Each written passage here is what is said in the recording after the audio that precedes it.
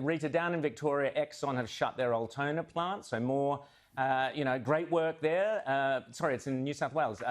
Great work there. It is in Victoria. Rita, tell us about it. Victoria is fairly hostile to pretty much any industry that provides cheap renewable sources of energy, or any sort of industry that employs people and creates some sort of economic activity.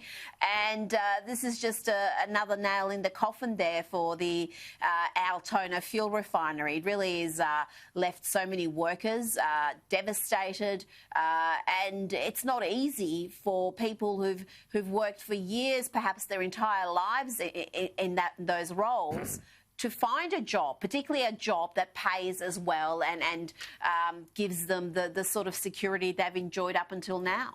And James, similarly in New South Wales, isn't there a coal place that's not going ahead now because of basically New South Wales Libs?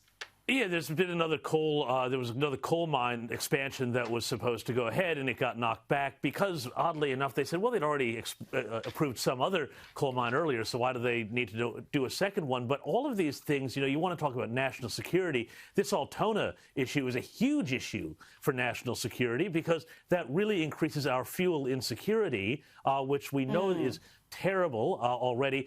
People like Senator Jim Molan have been very, very strong on this issue in the past.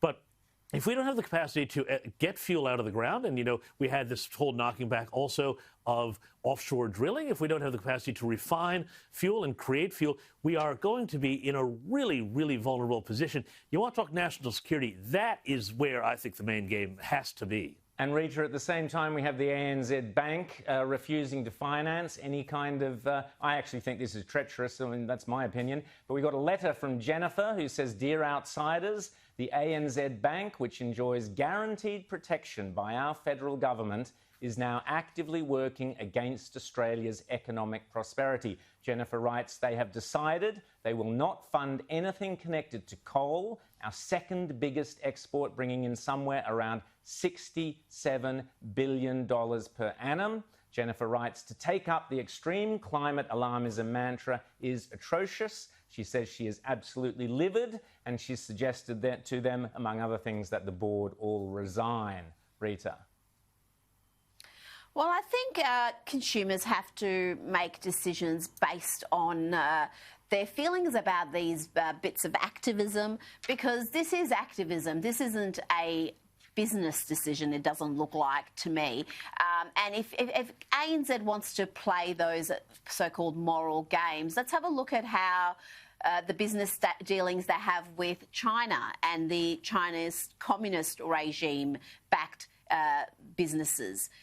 They've got quite a presence in China, and does that mean they endorse what's happening there, whether we're talking about the ethnic genocide of the Uyghurs, about political dissidents being locked up, sometimes killed, women being forced into abortions and sterilisations? We know about China's gross human rights abuses.